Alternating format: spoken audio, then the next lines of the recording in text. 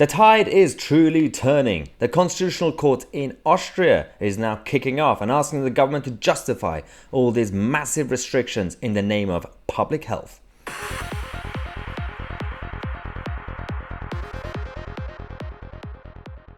That's one of the good things about, well, a lot of these governments around the world have become big governments and very, very authoritarian. Thank God for a lot of these constitutions and the courts, the judiciary generally speaking, and people who stand up against these irrational policies are now fighting back.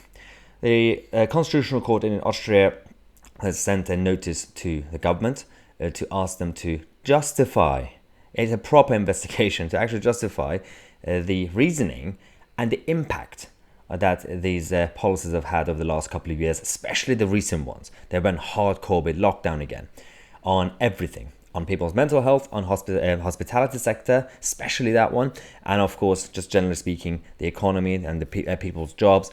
And this is going to result in something, hopefully, because they have given a notice. They've given them until a couple of weeks to actually respond, and if not, then they're going to completely escalate this case. And the moment that came out, 2 days later, Austria decided to lift the measures.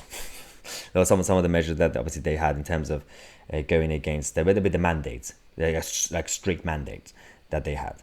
So this is good. The fight back is here. Many countries are fighting back and essentially making U-turns. While we here, especially in England, the rest of the UK is following slowly. England is, the freest country, one of the freest nations that we have. Everything is gone in terms of restrictions, face nappies, and the NHS mandate is going to go hopefully, and then we're going to have to give the jobs back to the care home workers. Definitely, that is good.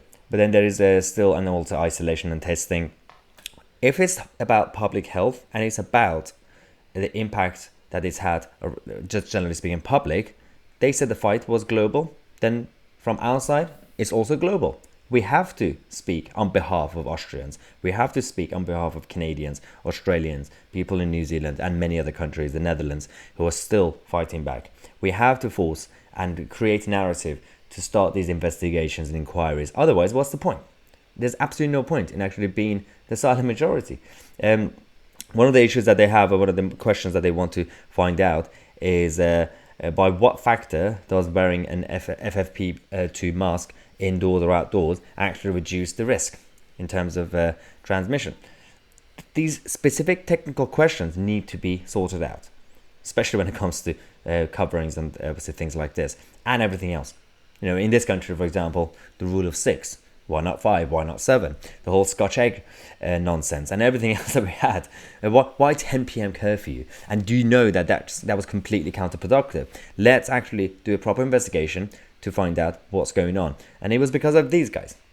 People on the streets in Austria who, again, as the mainstream media on the left says, largely peaceful march, but actually peaceful. And everywhere else. Here as well, in London, in Manchester, around the country, we had these marches, and we're still seeing them in Australia and many other places. And as I said, Canada is escalating. This is the reason, partly. The other part is some of the good politicians that we have in every country who obviously push the agenda from inside the establishment, and some of the alternative media outlets and the new media outlets, including channels like this, and there are many others like me who are doing a great job in this country, in America, in Canada. And we have to continue to support each other, and everything that's been happening, as all the things that have the good things that happened to me and this channel is also thanks to you guys and your support. So I want to, again, as usual, give a massive thank you. I'm very grateful because we couldn't have done it without each other. So hopefully I gave something back to you guys over the last couple of years to reach this point, and to give some sort of positivity and hope, and hopefully we could see that around the whole world. If you enjoy this content, subscribe to the channel, and if you've already subscribed, don't forget to click on a bell next to it. That's the best way to get notified. Otherwise, this platform doesn't really recommend the videos, doesn't give you reminders. Thanks again for watching. I'm Tousi, and we are the media.